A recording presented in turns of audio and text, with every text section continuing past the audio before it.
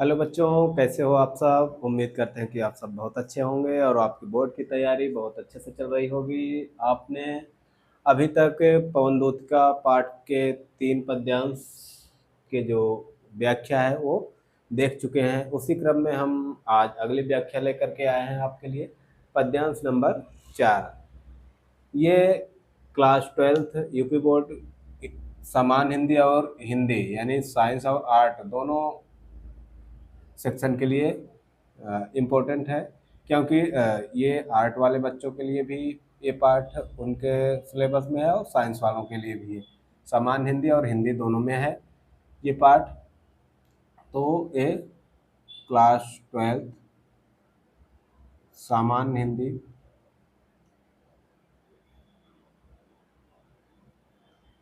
Plus Hindi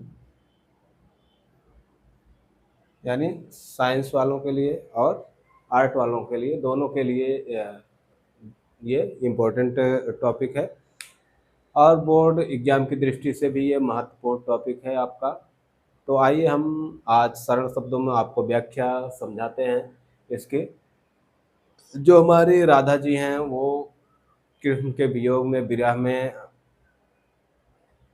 हैं और वो पवन के माध्यम से अपना अपनी जो स्थिति है, अपनी जो दशा है, वो श्री कृष्ण तक अपनी बात को पहुंचाना चाहती हैं। तो पवन को दूत बना करके किस तरह से उससे बात करती हैं और क्या क्या अपनी व्यथा बताती हैं, किस तरह से वो पवन के माध्यम से अपनी बात रखती हैं।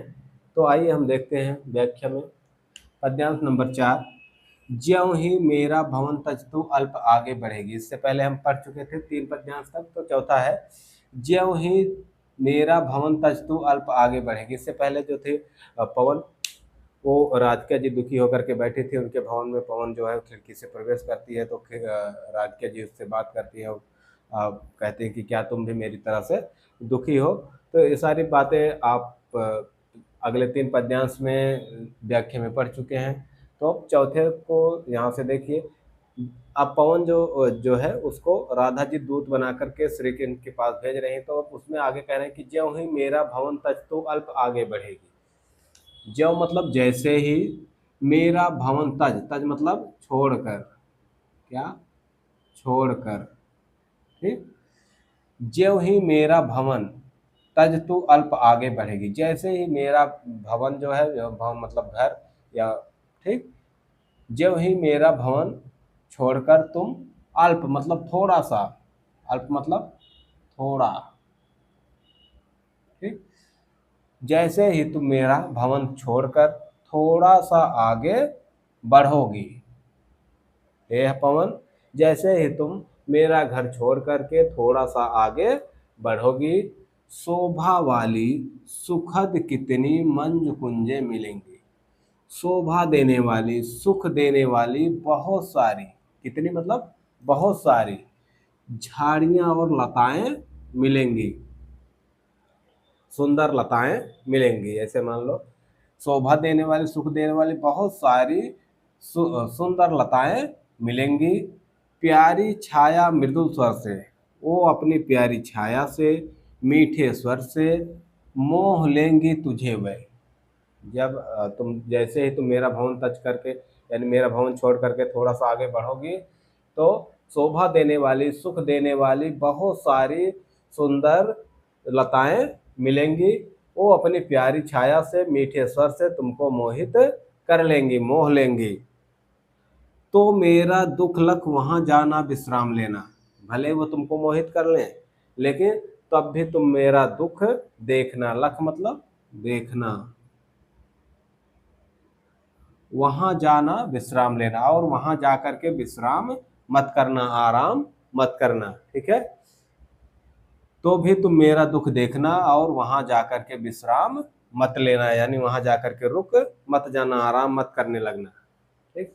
अब राधिका जी पवन को समझा रहे हैं कि जैसे ही तुम मेरा भवन छोड़कर थोड़ा सा आगे बढ़ोगी, शोभा वाली, सुख देने, सुखद यानी सुख देने वाली बहुत सारी सुंदर लताएं मिलेंगी, जो प्यारी छाया मीठे स्वर से तुमको मोहित कर लेंगी। तो भी तुम मेरा दुख देखना, वहां जाकर के विश्राम मत करना। इतना समझ में आया। ठीक है, एक बार फिर से देख लो। जैसे ही तुम मेरा भवन छोड़ करके थोड़ा सा आगे बढ़ोगी, शोभा वाली, सुख देने वाली बहुत सारी सुंदर लताएं मिलेंगी, जो अपनी प्यारी छाया, मीठे स्वर से तुमको मोहित कर लेंगी। तो भी तुम मेरा दुख देखना, वहां जा करके आराम मत करना। अब हम पद्यांश नंबर 5, 4 में अगर कोई दिक्कत हो तो कमेंट में आप बता दो। अगर पद्यांश नंबर 4 में कोई डाउट हो तो आप कमेंट करके बता देना, आज नहीं तो अगले दिन हम उसकी व्याख्या फिर से कर देंगे। ठीक है, अब हम अगले पद्यांश की तरफ बढ़ते हैं, पद्यांश नंबर 5 की तरफ। पद्यांश नंबर 5 है, आप कह रहे हैं कि थोड़ा आगे सरस रहो का धाम सतपुष्प वाला।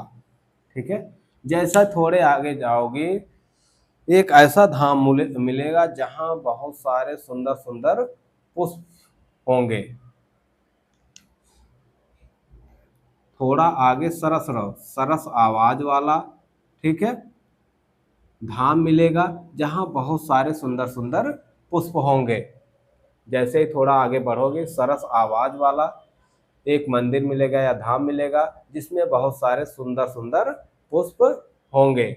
अच्छे अच्छे बहुद्रुम, अच्छे अच्छे बहुत सारे पेड़ होंगे। लतावान सौंदर्यशाली, जो लतावान होंगे यानी जिन पर लताएं चढ़ी होंगी और वह बहुत सौंदर्यशाली होंगे, सुंदर दिख रहे होंगे। ठीक है, थोड़ा आगे जैसे तुम बढ़ोगे सरस आवाज वाला धाम मिलेगा जिसमें बहुत सारे सुंदर सुंदर पुष्प होंगे। उसके बाद अच्छे अच्छे बहुत सारे पेड़ होंगे जिन जो लतावान होंगे, जिन पर लताएं चढ़ी होंगी और वे बहुत सौंदर्यशाली होंगे, दिखने में बहुत सुंदर होंगे। प्यारा वृंदा विपिन मन को मुग्धकारी मिलेगा।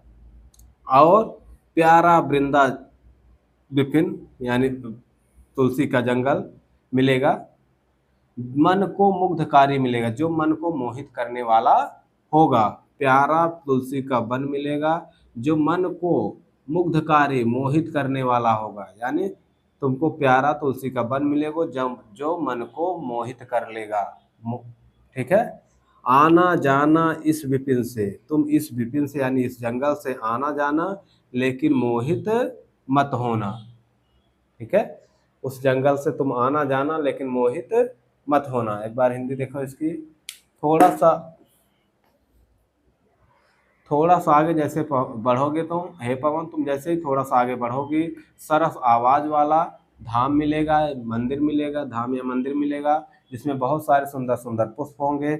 अच्छे अच्छे बहुत सारे पेड़ होंगे जिन पर लता जो लतावान होंगे यानी जिन पर लताएं चढ़ी होंगी और वो बहुत सुंदर दिख रहे होंगे, सौंदर्यशाली होंगे। प्यारा तुलसी का वन मिलेगा जो मन को मुग्धकारी मन को मोहित करने वाला होगा। आना जाना इस जंगल से लेकिन तुम मोहित मत होना। अब पद्यांश नंबर 6 की तरफ देखेंगे हम। पद्यांश नंबर 6, जाते जाते अगर पथ में क्लांत कोई दिखावे। आप कह रहे हैं मान लो जो प्राकृतिक सुंदरता है वो दिख जाए तो वहां तुम रुक करके विश्राम मत करना है पवन, लेकिन अगर रास्ते में कोई थका हुआ व्यक्ति दिख जाए, ठीक, जाते जाते अगर पथ में क्लांत कोई दिखावे।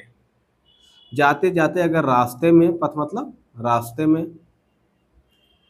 क्लांत मतलब दुखी, थका हुआ, हताश। ठीक, जाते जाते अगर रास्ते में कोई दुखी या थका हुआ व्यक्ति दिख जाए तो जाके सन्निकट, तो जाके उसके पास, सन्निकट मतलब उसके पास, उसकी क्लांतियों को, उसकी थकान को मिटा देना। ठीक है, अब कह रहे हैं राधा जी कि जाते जाते अगर रास्ते में कोई थका हुआ व्यक्ति दिख जाए तो जाके उसके पास उसकी जो थकान है उसको तुम मिटा देना। धीरे धीरे परस करके, धीरे धीरे अपने स्पर्श से, परस मतलब छू करके, ठीक है, करके, गात, गात मतलब क्या होता है, शरीर। ठीक, उत्ताप, उत्ताप मतलब होता है गर्मी, गर्मी या तपन जो हो उसकी। ठीक, होना मतलब समाप्त कर देना। धीरे धीरे स्पर्श करके उसके शरीर का जो, उसके शरीर की जो गर्मी है, जो ताप है, उस जो तपन है उसको तुम समाप्त कर देना। खोना मतलब समाप्त कर देना। देखो, धीरे धीरे पर उस स्पर्श करके उसके शरीर की जो गर्मी है, जो ताप है, उसको तुम समाप्त कर देना। और क्या कह रहे हैं, सदगंधों से श्रमित जन को हर्षितोषा बना देना। सदगंध मतलब सुगंध ना, सुगंध, अपनी सुगंध से जो श्रमित जन है, जो मेहनत करने वाले लोग हैं, जो मजदूर लोग हैं, उनको तुम क्या करना, हर्षितोषा बना देना, उन सबको प्रसन्न बना देना अपनी हवा से, अपनी सुगंधित हवा से। जो श्रमित जन है उनको तुम प्रसन्न बना देना, खुश कर देना। ठीक है, देखो अब एक बार इसकी हिंदी देखो। जाते जाते अगर रास्ते में कोई थका हुआ व्यक्ति दिख जाए तो जाके उसके पास उसकी थकान को तुम मिटा देना। धीरे धीरे स्पर्श करके उसके शरीर की जो गर्मी है उसको तुम समाप्त कर देना। अपने सुगंध से जो श्रमित जन हैं उनको तुम प्रसन्न कर देना। ये हो गई आपकी पद्यांश नंबर 6 की व्याख्या। आप 1 से लेकर के 6 तक की व्याख्या हमने आपके करवा दी है। ये आपके बोर्ड एग्जाम की दृष्टि से बहुत ही महत्वपूर्ण व्याख्या है। तो आप लोग इसको 1 या 2 बार इसकी व्याख्या देख लेना। उसके बाद अगर इसमें कुछ बातें आपको न समझ में आई हों, कोई ऐसी लाइन या कोई ऐसा शब्द जिसका अर्थ आपको न मालूम हो, तो आप हमें कमेंट करके बता सकते हैं। और कोशिश करिए कि आप ज़्यादा से ज़्यादा बच्चों को इस चैनल पर जोड़िए, ताकि हम आपको आपकी जो बोर्ड की तैयारी है वो अच्छे तरीके से करा सकें और ज़्यादा से ज़्यादा बच्चे इसका लाभ उठा सकें। धन्यवाद।